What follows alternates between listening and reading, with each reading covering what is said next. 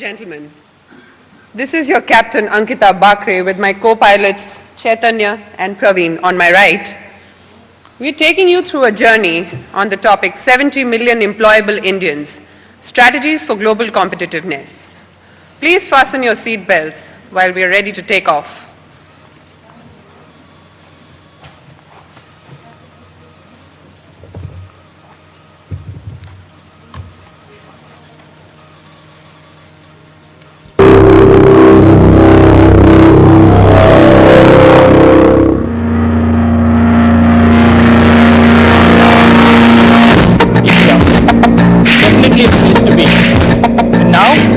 This era, nobody wants to miss it.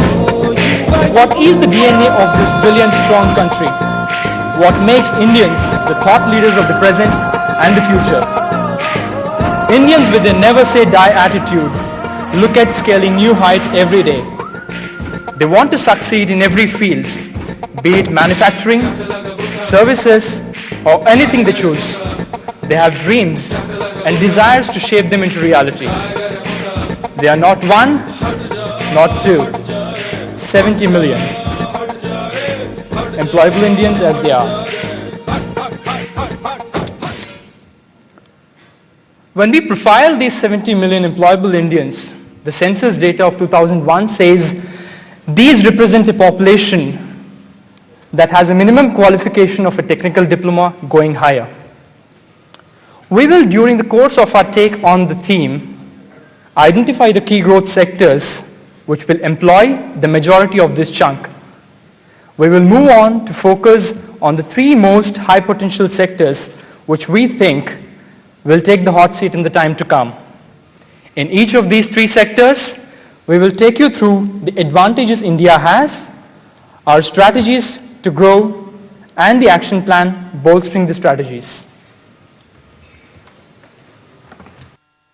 If 90s was a decade of privatization of the Indian industry, this decade promises to be the one where private industries would achieve their fullest potential, while we can see the newer sectors are getting added to the top 10 list.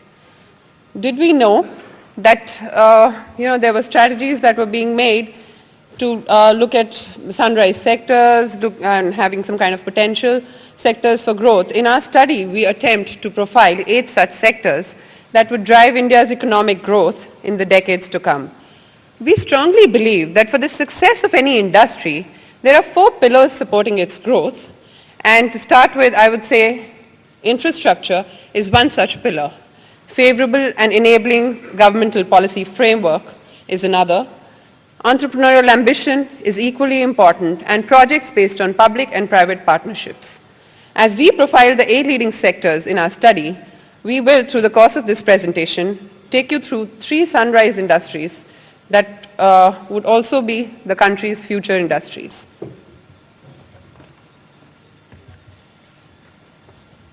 Taking support from all the 4 pillars, we have profiled these 8 sectors on a life cycle curve, which has growth on one and time on other axis. Having profiling these sectors, we would have seen that there are sectors like IT, ITS, and financial services which have already taken the lead and are showing great results. The second ones have gained the momentum and will come up with results in a couple of years, like retail and all. But the sectors which we want to focus during the course of our presentations are in the embryonic stage and would be the one which will lead this country on the path of success in the coming decade.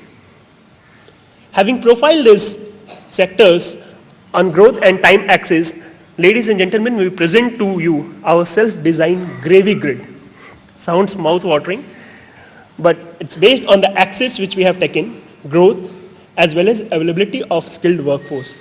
If we again see the 8 sectors on this axis, we will find that biotech, tourism, organized farming, retail and pharma are on the right bottom sectors which has growth potential but have not got that available skilled workforce. Retail and pharma since have already gained the momentum. In the coming up presentations, we will one by one focus on all these sectors. We will talk about the advantages this country has, strategies to bolster these sectors, and our action plan with models. Taking up on the biotech sector, almost 30 years back, Biocon, India's first biotech company, was established. And today we have over 300 such companies. And do you know the size of this industry is almost 76%. In fact, of the pharma industry today. Pharma industry is almost fourth largest in the world. And I don't know if many of us know here, Serum Institute of India, based out of Pune, caters to almost 80% of the world demand for DPT and measles vaccines. With a size of $1,100 million US and a growth of almost 25%, there are annual investments to the tune of $150 million every year. Coming year 2010, we are expected to see a growth, a generation of revenue to the tune of $5 billion US, employment for skilled laborers to the tune of 1 million skilled jobs, and almost it would be 10% of the world biotech industry. Now, having profiled this sector on the basis of its growth propellers, the threats and emerging opportunities, let us examine the India Advantage model designed by the team. India has some key advantages which we believe would form strong foundations for the growth of this sector in the decades to come. India's rich biodiversity and strong network of R&D networks, growing world interest in bioinformatics are some of the key inherent strengths that the country has. On the infrastructure end, we have strong institutional infrastructure, strong and trained R&D manpower, which needs yet to be harnessed to a great deal. On the R&D front, we are front runners in the field of genetic engineering, stem cell research, and DNA technologies. On the policy front, we are seeing changes happening. We've moved from process patents to product patents in the year 2005. And today, we have SME growth funds to provide equity supports to SMEs. The regulatory bodies are getting quicker and easier to clear newer projects in the field. And we believe that this sector has a huge potential. Today, states are identifying that. We have states like Karnataka, Tamil Nadu, Andhra Pradesh, Himachal, who are investing in biotech parks and genome valleys. And these biotech parks and genome valleys are going to be hubs of research and commercial activity in the area. And once we look at that, we feel that biotech as a sector is slated to be the world innovator, competitor, and collaborator in the years to come. Now, having said that, we have an action plan which we have devised at 3 levels: at the strategic level, at the contextual growth level, and at the execution level. At the strategic level, we propose upgradation of education in the field of biotech. Today, almost 3 lakh biosciences students pass out of universities, but how many of them do actually seek employment in the field of biotech? How many of them actually seek employment in the field of sciences at all, is my question. A leading university in the country today has introduced an MBA for biotech professionals, and that's a revolutionary step according to me. Of course, creation of a favorable financial environment for enterprise creation and development of private sector in the field of biotech is another such initiative which needs to be taken up. The third being a targeted funding approach towards products and services that would cater to public health.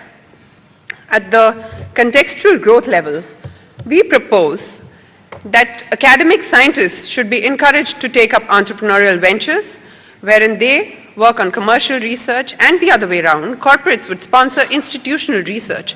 That would help building a strong research base in this sector. At the next level, we look at not just creating products for exporting out of the country, but also develop the public health infrastructure for our fellow citizens. And also, I would say, while the regulatory mechanisms is fairly simple as far as the biotech industry is concerned, thanks to the Ministry of Biotechnology, we feel there's a need to harmonize it further to have maybe a single body clearing projects. Now, next is the executional level, where I feel the private players in this industry would bring in their strengths in terms of their distribution strategies. And at the execution level, we feel that today leading biotech majors need to form consortiums and drive growth in this sector. Having taken the step forward, we would now like to look into organized farming as the second sector. For the past 2 days, speakers are coming on the stage and talking about equitable distribution of growth. Ladies and gentlemen, 2/3 of this country's population is still involved in this sector, so we cannot miss it. Organized farming.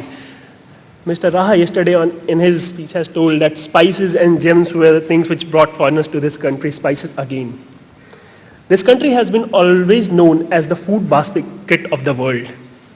That's why we have taken this sector. The advantages which India has is inevitably the 67% population which is involved directly or indirectly in this sector. The inexpensive labor which we can muster off. The diverse agroclimate through which we can have crops round the year. The inputs which is coming from retail and FMCG sector could give a demand for this sector to grow. The growing export market.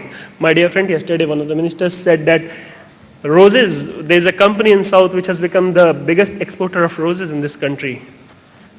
So this is the potential which lies in this country. The strategies which we will suggest ahead in this sector will be based on training of unskilled labor, which will provide entrepreneurial opportunities to the biggest section of population. And the biggest threat to this sector, the round-the-year employment will be taken care of when corporates come into this. Obviously, the demand from the other sectors will push it around. Further, we will put forward a self-devised model which takes into consideration all the stakeholders in this industry. We want the third pillar of us, the public and private partnership, to come into picture. At the center of this model lies the farmer, who has been doing these activities around ages, who will be supported by private companies. The farmers will be involved through lease and contract farming, which will be taken ahead by these private companies. Banks, insurance, research and development sectors will also be involved. Now I would like to simplify it by an example. Say for example, a farmer was earning 60 rupees per annum by investing into Rabi and Kharif crops across the year. Now, when corporate take charge of his farm, he'll be growing throughout the year. It's not only rice and wheat. The other cash crops, horticulture, pisciculture, everything will be considered. So now the annual earning for that farmer will be 120 rupees an annum. This earning will not go to the farmer directly.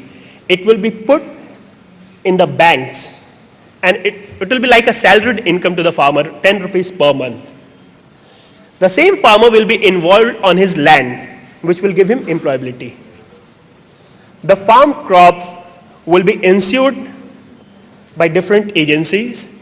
So all the stakeholders, the private companies, farmers, banks, insurance, research and development are involved in this.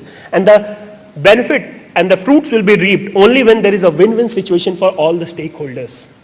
So in this situation, the fundamental of the model is to involve all parties, bring in public-private partnership, bring in the entrepreneurial opportunities, make policies, favorable policies by the government which supports corporates coming into this sector. ITC has been a brilliant example in this.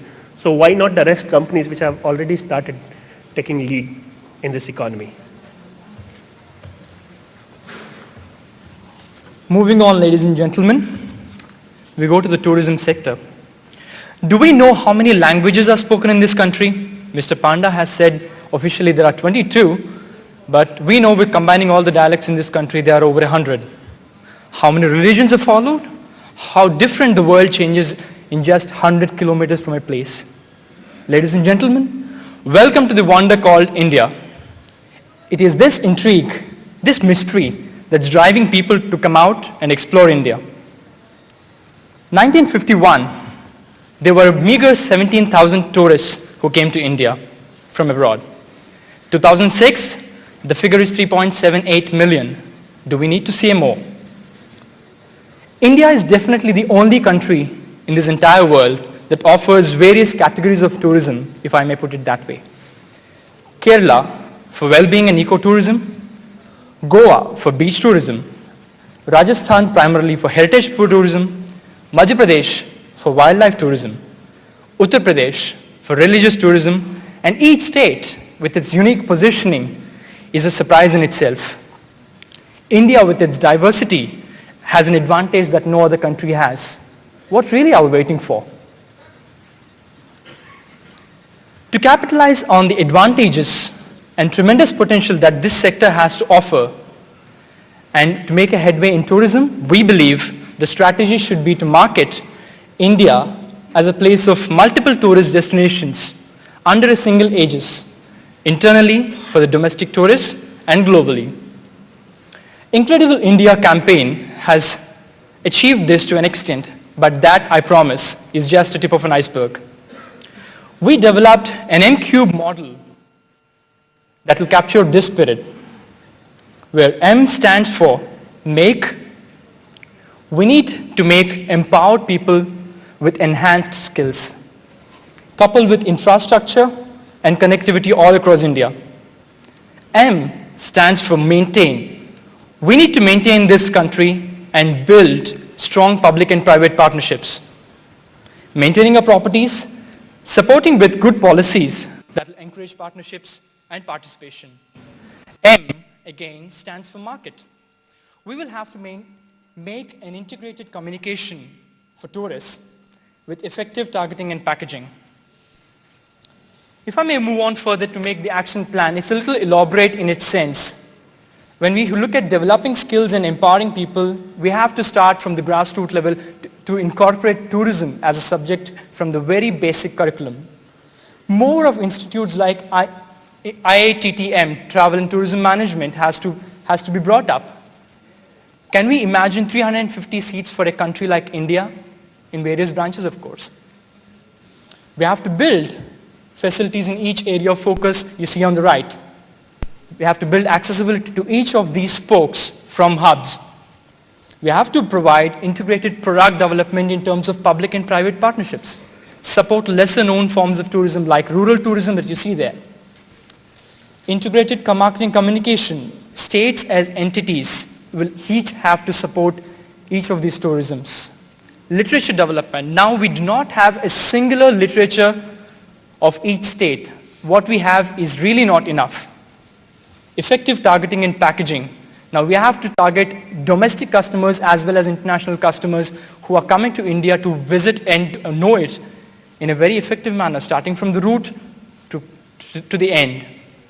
Now once we do that, ladies and gentlemen, we are going on a big, big way.